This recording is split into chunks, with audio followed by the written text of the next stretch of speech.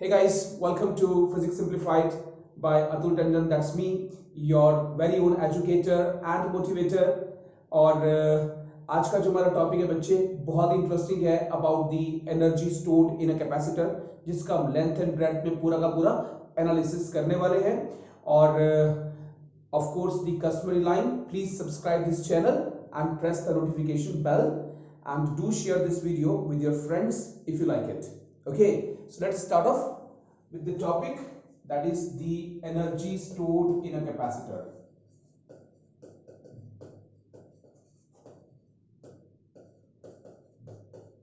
Energy stored in a capacitor. देखिए capacitor क्या होता है, कैपेसिटेंस क्या होती है, कनेक्टिंग स्लैब का इफेक्ट क्या होता है, डाइलेक्ट्रिक स्लैब का इफेक्ट क्या होता है, वो सारे लेक्चर्स मैंने ऑलरेडी पोस्ट करके रखे हैं बेटा. ठीक है, तो आप जब चाहे उनको देख सकते हैं इस चैनल पे साइन इन करके.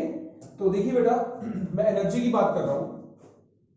मान लीजिए अपने पास यहाँ पे कैपेसिटर है. पहले तो देखते हैं एनर्जी किस फॉर्म में अपने पास स्टोर होती है. This is the plate of a capacitor, this is another plate. ये सारी कहानी तो क्लियर होगी आपको कि पैरेलल प्लेट कैपेसिटर के बारे में बात करने वाले हैं हम लोग. और ये मैंने इसके सामने एक बैटरी लगा दी, राइट, पैरेलल में. और इसमें आ गया अपने पास प्लस चार्ज और इसमें आ गया अपने पास माइनस चार्ज. और यहां पे बीच में डेवलप हो गई बेटा जी electric field. This is the uniform electric field. Actually जो डिस्टेंस होता है बहुत छोटा होता है as compare to area of the plate. This d is much much much less than a, right. उस कारण से इन दोनों शीट्स को हम लोग as infinite sheets of charge assume कर सकते हैं, और जिसके कारण से हम कह सकते हैं कि अंदर जो फील्ड है बेटा वो यूनिफॉर्म है. ओके, तो अब बेटा जो मैंने बैटरी यहां पे लगाई है प्लस माइनस, इसका पोटेंशियल मान लीजिए यहां पे V है, पोटेंशियल डिफरेंस इस बैटरी का V है, इलेक्ट्रिक फील्ड अंदर जो है बेटा वो E वेक्टर है. तो एनर्जी किस फॉर्म में स्टोर हो रही है, पहले मैं वो बात कर रहा हूं यहां पे आपके साथ कि in which form the energy is being stored. The energy is stored by a capacitor in the form of electrostatic field.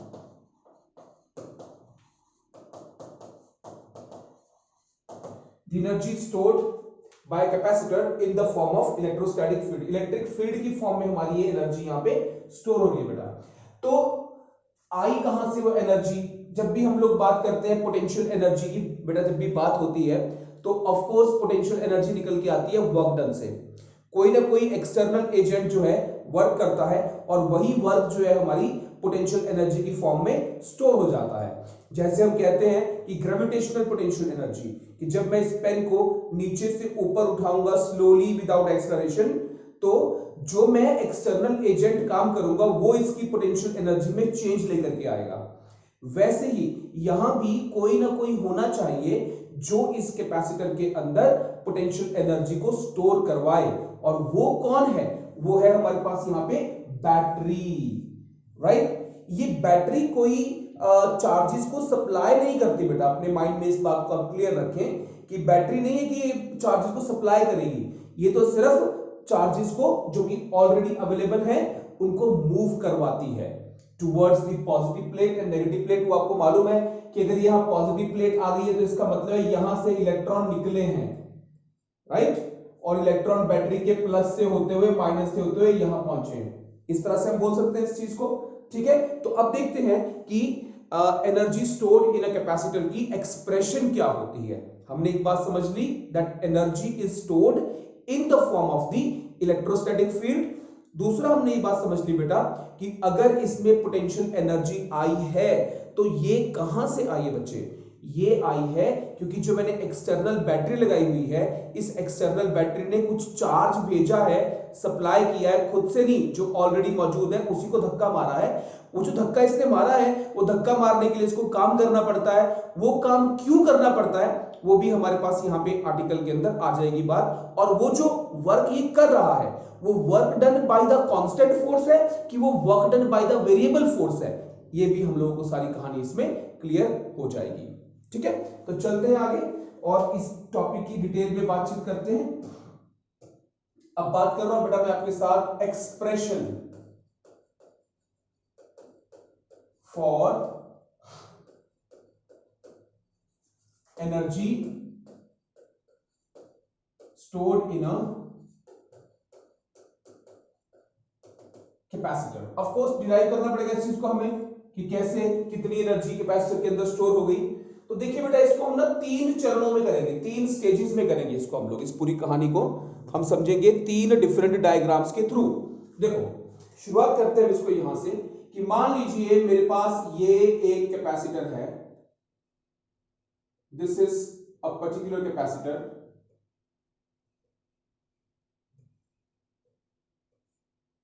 और मैंने अभी बैटरी का ये स्विच क्लोज नहीं किया है, प्लस माइनस, राइट, ये स्विच क्या है, ओपन है। तो क्या इस कैपेसिटर की कोई चार्जिंग होगी? अभी इसकी कोई भी चार्जिंग नहीं होगी। ये मैं ले रहा हूं टाइम टी, कब? Time T equal to 0, right. दो तरह से आप इस बात को कह सकते हैं कि अभी जस्ट मैं स्विच क्लोज करने वाला हूं, तो जस्ट अगर मैंने स्विच क्लोज किया है t इक्वल टू 0 पे, तो अभी कोई चार्ज गया नहीं है बेटा, जस्ट स्विच को मैंने अभी क्लोज किया हुआ है। अब देखिए थोड़ी देर बाद क्या कहानी हो जाएगी यहां पे, अगर आप गौर करेंगे बेटा, थोड़ी देर के बाद किसी भी टाइम t पे अगर मैं देखूं,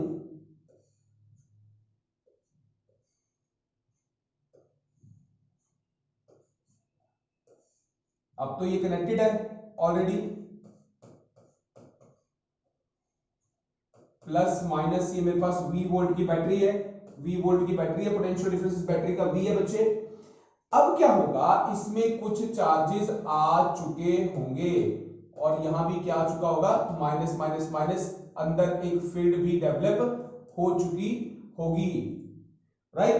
अब जो ये फील्ड डेवलप होगी, जो चार्जेस आ गए मेरे पास यहाँ पे, ये चार्जेस जो यहाँ पे आए हैं वो क्यों आए? क्योंकि इस बैटरी ने हम या तो ऐसे कहेंगे यहां से इलेक्ट्रॉन खींच लिया, या पॉजिटिव चार्ज की टर्म में बात करनी है तो इस बैटरी ने चार्ज को भेजा। मान लीजिए इस वक्त इस पे Q चार्ज आ चुका है, प्लस Q, और इस प्लेट पे आ चुका है charge minus Q, right.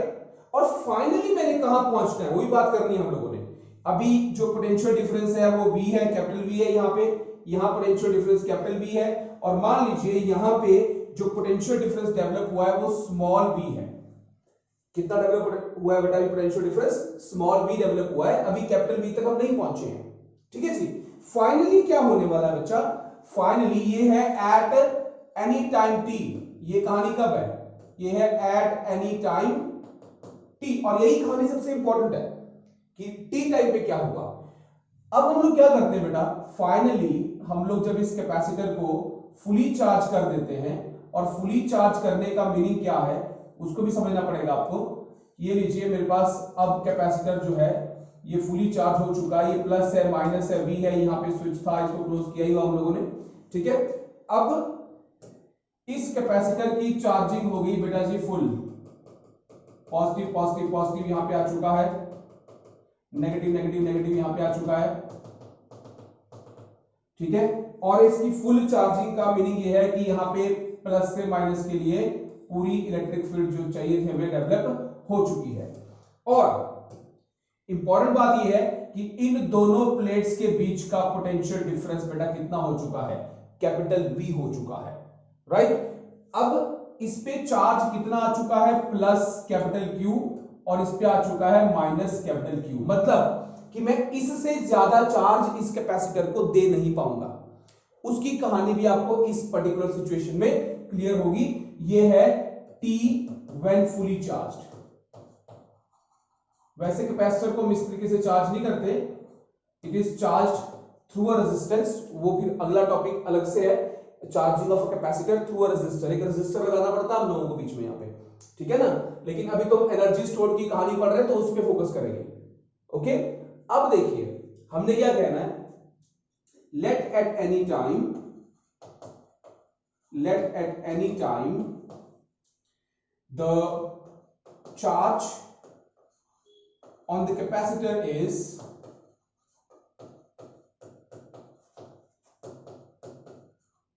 Q, हम किसी एक प्लेट का ही मानते हैं, इसका मान लो, इसका मान लो, इसका लेते हैं मैग्नीट्यूड, तो Q लिखते हैं उसको हम लोग। Let at any time t the charge on the capacitor is Q। Capacitor का मतलब है किसी एक प्लेट पे चार्ज, ओके। अब कैपेसिटर के ऊपर चार्ज हमारे पास Q है किसी भी समय में, ऐसा हम यहां पे बोल रहे हैं बेटा। तो अब अगर मैं और चार्ज इस कैपेसिटर को भेजना चाहता हूं, right, this battery wants to send more charge dq, ये dq चार्ज को यहां पे और धक्का मार के यहां पे डालना चाहती है। तो मुझे एक बात बताइए, क्या इस बैटरी को काम करना पड़ेगा कि नहीं करना पड़ेगा? ऑफ कोर्स इस बैटरी को काम करना पड़ेगा। बोलो क्यों करना पड़ेगा? क्योंकि यहां पे पहले से पॉजिटिव चार्ज मौजूद है। अब जब पहले से पॉजिटिव चार्ज यहां पे मौजूद है तो ये पॉजिटिव चार्ज इस dq के आने को रिपेल करेगा, राइट। ये पॉजिटिव चार्ज क्या करेगा बेटा? ये बोलेगा भाई तू क्यों आ रहा है यहाँ पे, मैं तो पहले से मौजूद है, रिपल्शन देगा अपनी पॉजिटिव चार्ज के लिए। तो क्या बैटरी को जबरदस्ती ये चार्ज भेजना पड़ेगा? जब जबरदस्ती करते हैं तो वर्क डन करना ही पड़ता है बेटा, right. So battery has to do certain amount of work in sending this charge dq to the positive plate of the capacitor. तो क्या लिखे बेटा? Let at any time t the charge on the capacitor is q and let dq be the additional charge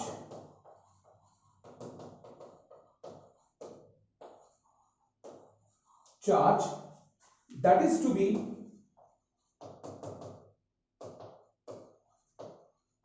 sent to the capacitor, to the, let's say, positive plate of the capacitor। मान लीजिए dq जो है additional charge है जिसको हम लोगों ने capacitor की पॉजिटिव प्लेट पे भेजना है, right. Now since there is already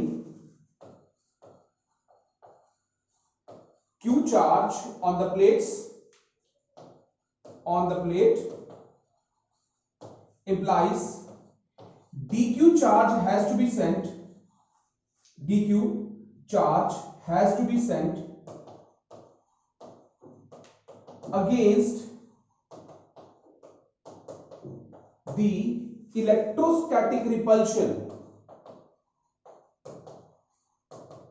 electrostatic repulsion of the charge already present on the plate, on the said plate, said plate मतलब जिसकी बात कर रहे हैं हम लोग, राइट। तो अगर मुझे dq चार्ज भेजना है तो मुझे उसके लिए काम करना पड़ेगा। उसको बेसिकली पहले लिखा मैंने कि उसको मुझे इसकी इलेक्ट्रोस्टैटिक रिपल्शन के अगेंस्ट भेजना पड़ेगा। अगर किसी चीज के अगेंस्ट भेजना है तो काम करना पड़ता है भैया, सीधी सी बात है। Therefore certain work has to be done by the battery in sending dq। अब सवाल ये है कि जब हमारी फोर्स बेटा कांस्टेंट होती है तब हम जो वर्क निकालते हैं उसको डायरेक्टली फोर्स इनटू डिस्प्लेसमेंट कर देते हैं हम लोग, बड़ा आसान तरीका होता है। लेकिन जब फोर्स वेरिएबल होती है तो हमारे को वर्क डन निकालने के लिए छोटा सा वर्क डन निकालना पड़ता है। इनफाइनाइटेसिमली स्मॉल चीजों के लिए हम वर्क डन निकालते हैं और बाद में उसको इंटीग्रेट करके इनिशियल से फाइनल की लिमिट्स डाल करके टोटल वर्क डन हमेशा निकाल लेते हैं, राइट। यही कॉन्सेप्ट होता है, ठीक है ना। तो यहां पे क्या हमारी फोर्स वेरिएबल है, why am I trying to find out the small work done by the battery, why am I not completely finding the total work done। q charge total भेज दिया हम लोगों ने, v बैटरी का potential difference है तो q into v work done हो गया बाय द बैटरी। वो मैंने टोटल क्यों नहीं निकाला, वैसे क्यों नहीं निकाल रहे इस चीज को हम लोग, क्योंकि हर एक अगले क्षण में जैसे जैसे dq चार्ज बैटरी ने और भेज दिया, अब इस पे पहले से ज्यादा चार्ज है। अब अगला dq चार्ज भेजने के लिए, धक्का मारने के लिए बैटरी को और ज्यादा वर्क करना पड़ेगा। जब और चार्ज चला गया फिर अगला और चार्ज भेजने के लिए भी वर्क करना पड़ा। जो ये पॉजिटिव थोड़ा बहुत यहां पे आ चुका है ना बेटा, इस पॉजिटिव के भी आने में बैटरी ने वर्डन किया है, क्योंकि जब पहला प्लस आया होगा वो तो बिना वर्डन किया होगा क्योंकि वहां पे कोई अपोजिशन नहीं थी। लेकिन जब अगला dq चार्ज भेजा होगा तो वो चार्ज उस already plus E electrostatic force of repulsion के अगेंस्ट भेजा गया होगा। बड़ी सिंपल सी बात है, ठीक है। तो मैंने क्या किया, मैंने एट एनी टाइम टी की कहानी पढ़ ली। वो एट एनी टाइम टी पे जो मुझे dq चार्ज भेजना है उसके लिए बैटरी को कितना काम करना पड़ेगा वो निकालने की चेष्टा की, और जब मैंने वो वर्क डन निकाल दिया by the battery in sending that small amount of dq charge, उसको इंटीग्रेट करके within proper limits we can find the total work done by the battery that will be stored as the electrostatic energy. External work done brings about the change in potential energy. ठीक है जी। तो क्या किया, therefore certain work has to be done by the battery in sending dq, hence dw battery ने कितना काम किया बोलो, ये होता है जो मैंने चार्ज भेजा dq और जो पोटेंशियल डिफरेंस है v, ये कहां से लिखा मैंने, पोटेंशियल डिफरेंस क्या होता है बोलिए, work done per unit charge. This is the formula for the potential difference, it is work done per unit charge. तो ये इसका पोटेंशियल डिफरेंस, बिकॉज ये है जो अपोजिशन कॉज कर रहा है, तो this potential difference per unit charge will be the additional work done that is done by the battery. But ये जो v होता है ये क्या होता है बोलो, this v is equal to q divided by c। इस वक्त चार्ज कितना है मेरे पास, q है, और कैपेसिटेंस कितनी है इस कैपेसिटर की बोलो, वो तो मैंने कहा था आपको वो c ही रहेगी, that is independent of charge and potential difference. पिछले लेक्चर्स में बात डिटेल में कर चुका हूं बेटा। तो यहां से मेरे पास what is the work done by the battery in sending small amount of charge, that is going to be q by c into dq। इतना काम बैटरी को करना पड़ेगा अगर इसको dq चार्ज को भेजना है कैपेसिटर के ऊपर। तो इसमें हम लोग आप एक बार लीजिए इसका स्क्रीनशॉट, फिर मैं इसका आपको नेक्स्ट वाली बात बताता हूं बेटा। Alright, done, great. तो अब मैं इसको थोड़ा रब कर रहा हूं यहां पे।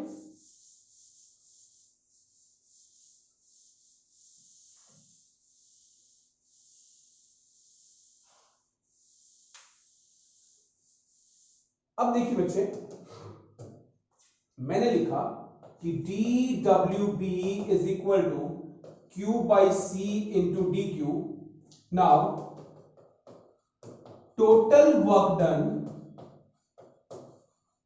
Bye the battery in sending, basically battery ने जो चार्ज सेंड किया अपने से नहीं, उसने यहीं से डिस्प्लेस किया चार्ज को, ठीक है ना। इन sending the total charge Q,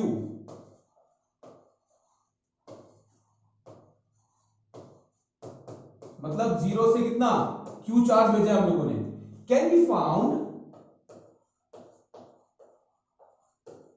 bye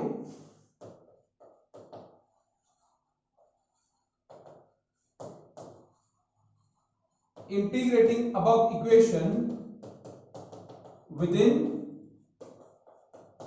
proper limits, can be found by integrating above equation within proper limits। देखिए अब इसको within proper limits इंटीग्रेट करते हैं and let us find out कि what is the total work done by the battery that comes out। देखिए बच्चा जी, अब देखो dWb का integration will be equal to q divided by c into dq का integration. c तो constant है, fixed है, बताया था आप लोगों को मैंने। तो dWb का इंटीग्रेशन आ जाएगा 1 by c integration of q dq। Ultimately मैं चार्ज को कितनी पोजीशन से कितनी पोजीशन पे लेके गया हूं, वैल्यू बेसिकली जीरो वैल्यू से कैपिटल Q वैल्यू तक लेके गया हूं बेटा। अब dWb का इंटीग्रेशन क्या हो जाएगा बोलो, यहीं पे लिखते हैं WB, जैसे dx का इंटीग्रेशन बेटा x होता है, वैसे ही dW का इंटीग्रेशन W होता है, और B तो यहाँ पे सबस्क्रिप्ट लगा हुआ है, इसको मत देख के घबराएगा आप लोग, कुछ नहीं, dW है ये। अगर dW है तो इसका इंटीग्रेशन क्या होगा, W होगा, WB है तो WB हो जाएगा। 1 बाई c रहा SH बाहर, x dx का इंटीग्रेशन होता है x स्क्वायर बाई 2, तो it becomes q square by 2 from 0 to q। So the work done by the battery becomes equal to, बोलिए कितना, 1 by 2c capital Q square minus 0. So the work done by the battery becomes equal to Q square divided by 2c. अभी भी energy नहीं आई जो capacitor में store हुई। लेकिन आप एक बात जानते हैं बेटा कि बैटरी जो भी काम करती है that brings about the change in the potential energy, right. तो क्या मैं बोल सकता हूं कि बैटरी जो भी काम कर रही है वो पोटेंशियल एनर्जी का चेंज लाएगी, तो वो आएगा इक्वल टू, बोलो क्या, Q²/2C। ओके, और पोटेंशियल एनर्जी का चेंज क्या आया, U final minus U initial, Q²/2C, right.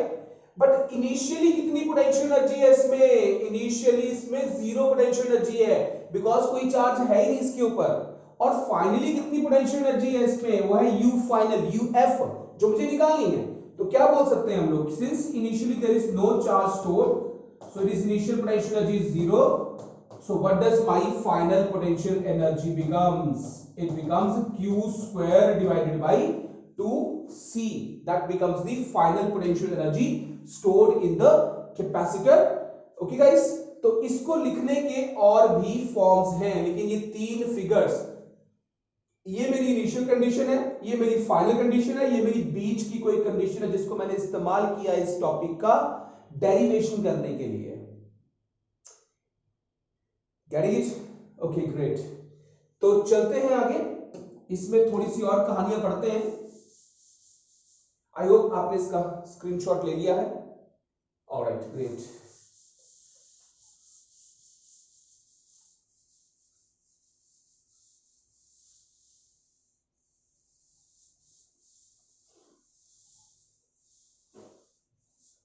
देखिए बच्चा, अब देखते हैं हम लोग कि जो मैंने पोटेंशियल एनर्जी निकाल दी इसको बोल देते हैं आप लोगों को Q²/2C। अब बोले सर आप फाइनल क्यों नहीं बोल रहे हो, अरे यार यही होनी है तो इसको फाइनल क्या बोलना है, ठीक है। अब देखिए एक बात मैं जानता हूं कि जो Q होता है वो CV होता है, सभी जानते हैं। जो कैपिटल Q आएगा यहाँ पे वो C/V तक आएगा। एक बात आपके दिमाग में आनी चाहिए कि कब तक ये बैटरी चार्ज को डिस्प्लेस करती रहेगी, कब तक ये बैटरी चार्ज यहां पे भेजती रहेगी, जब तक कि इस कैपेसिटर की प्लेट्स के बीच का पोटेंशियल डिफरेंस बैटरी के पोटेंशियल डिफरेंस के बराबर ना हो जाए, तब तक ये बैटरी जो है इस कैपेसिटर की प्लेट पे चार्ज भेजती रहेगी। जब बराबर हो गया तो पोटेंशियल डिफरेंस V आ गया, तब इसकी फुल चार्ज हुई, इस पे चार्ज कैपिटल Q आ गया। अब ऐसा क्यों होता है बेटा, देखिए पोटेंशियल डिफरेंस का जो कॉन्सेप्ट है वो इस तरह से होता है कि जैसे मान लीजिए कोई भी चीज जब फ्लो करती है तो उसके लिए एक पोटेंशियल का डिफरेंस होना जरूरी होता है। पानी ऊपर से नीचे फ्लो करता है, gravitational potential difference, high potential to low potential, right.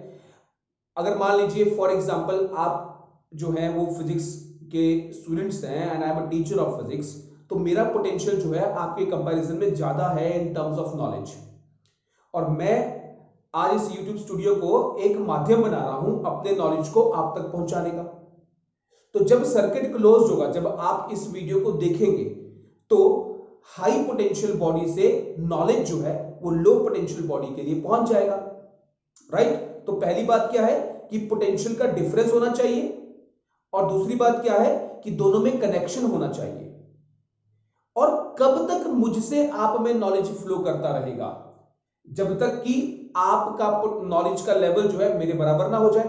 और जब आपका नॉलेज मेरे बराबर हो जाएगा आप बोलोगे सर अब कौनो जरूरत नहीं है लेक्चर भेजने की, हमका सब आवत है। बोलोगे नहीं बोलोगे, अरे भोजपुरी बोल दोगे गलती से, कोई बात नहीं है ना। तो कहने का मतलब क्या हुआ कि तब तक ही आप चार्ज को एक्वायर करोगे जब तक कि आपका पोटेंशियल डिफरेंस बैटरी के पोटेंशियल डिफरेंस के बराबर नहीं हो जाता, ठीक है जी। आगे में टॉपिक पढ़ेंगे कॉमन पोटेंशियल, वहां पे जाकर के आपको ये बात और बेसिक तरीके से क्लियर हो जाएगी बेटा। तो अब मैंने कहा कि Q = CV होता, तो U कितना आ गया बोलो, C²V²/2C आ गया। C से गया C, तो बोलो कितना आ गया U, हाफ CV²। एक और फॉर्मूला आ गया। अब मैं यहां से एक, तो मैंने यहां से ये निकाल दिया फॉर्मूला, एक मैं यहां से एक और निकालता हूं। जो C होता है वो Q/V भी तो लिख सकते हैं हम लोग, राइट। तो U कितना आ गया बोलो, Q²/2 टाइम्स Q/V। एक Q से एक Q गया तो बोलो क्या बन गया, ये बन गया हाफ QV, राइट। तो मेरे पास पोटेंशियल एनर्जी स्टोर्ड के तीन फॉर्मूले हैं। U = Q²/2C = half CV² is equal to 1/2 QV। कौन सा फॉर्मूला कब इस्तेमाल करना है? It is just like equations of motion, कि जो चीज दी होगी उसके हिसाब से करेंगे। अगर चार्ज और कैपेसिटेंस दिए तो ये यूज करेंगे, अगर कैपेसिटेंस और पोटेंशियल डिफरेंस दिया है तो ये यूज करेंगे, अगर चार्ज और पोटेंशियल डिफरेंस दिया गया है तो वो इस्तेमाल करेंगे।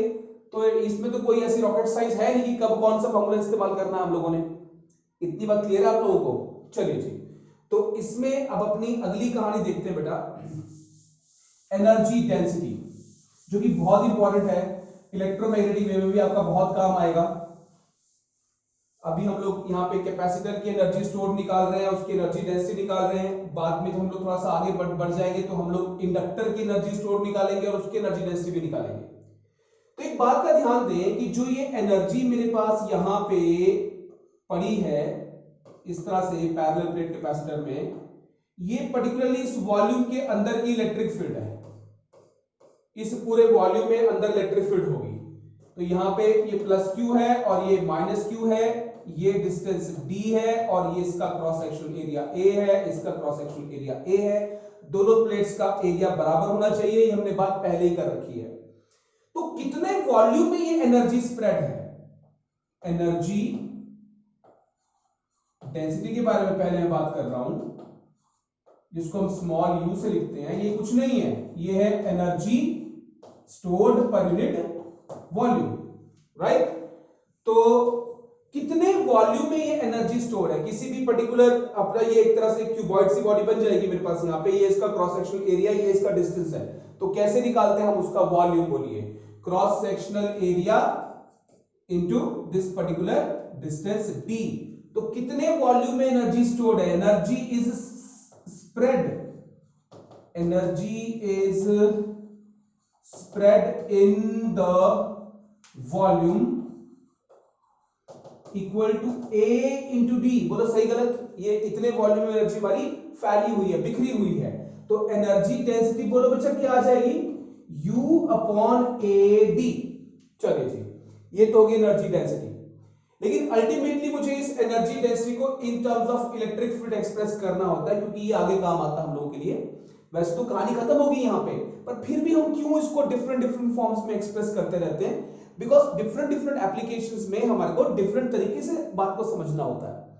देखिए, अब u मेरे पास है बच्चा हाफ CV² और ये है AD, राइट? पोटेंशियल डिफरेंस जो दो प्लेट्स के बीच का होता है, इनके बीच का, वो होता है E इंटू डी। पढ़ा हुआ हम लोगों ने potential difference between the plates of capacitor. तो दिस बिकम्स 1/2, कैपेसिटेंस होती है epsilon not A by D, नीचे AD पहले से है और ये बन गया E² D²। बोलो जी, क्या चीज? पोटेंशियल डिफरेंस बन गया ED, C बन गया epsilon not A by D और V बन गया ED, और अपना बाकी सब कुछ तो है ही हमारे पास, ठीक है जी। अब क्या क्या यहां पे खत्म हो रहा है? D² A। तो बोलो मेरे पास क्या बच गया अब? Energy density. This becomes half epsilon nought E²। That becomes the formula for the energy density of a capacitor, which is very important when it comes to the electromagnetic waves. All right, so guys, you guys can once again take a screenshot, and that was it about the energy stored in the capacitor and the energy density, the whole concept. If you guys have any doubts about this topic, you can write in the comment section, and if you guys want to learn about a specific topic from me, you guys can again write in the comment section. And I'm very thankful to you, all the people, all the students who are watching my videos, and my subscribers are increasing exponentially, and I'm very happy with that. The watch time hours are also increasing, views are also really good. So as a beginner, I would like to thank all of you for being an admirer of my teachings of physics, right guys? So thank you so very much. अगले topic में मिलते हैं बहुत जल्दी, maybe tomorrow itself, right? Maybe some topic on +1. तो आज के लिए बच्चे इतना ही। Bye-bye and take care, and do stay back at home, right? Thank you.